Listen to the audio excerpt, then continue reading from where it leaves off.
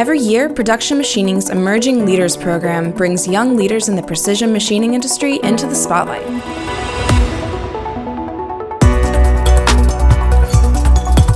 So one thing that makes me most proud, it would be kind of easy to say maybe the Emerging Leaders Award or the promotions I've had, but one of the things that actually makes me most proud is when my team members come to me and ask me about things that aren't work related.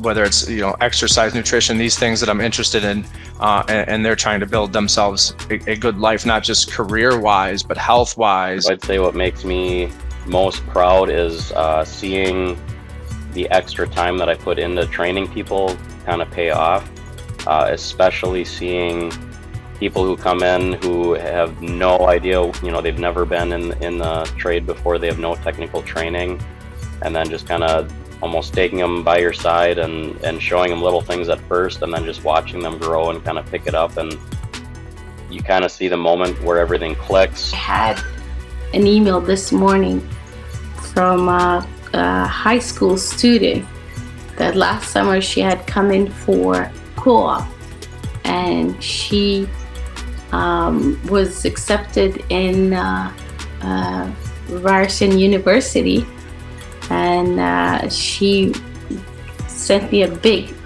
email thanking. But from a professional standpoint, I would have to dwell and look back on the last 12 months and what we've been able to accomplish here with the team that we've had.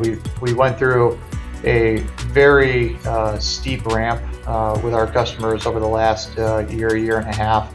And in doing so, we transitioned and opened up another facility, transitioned a lot of work. I would say that I take most pride in the reputation that I've developed with my peers. It's not like I'm an industry, household name. I'm not known by many people, but for those that I've worked with, they all hold me in high regard, and that's an unbelievably amazing feeling.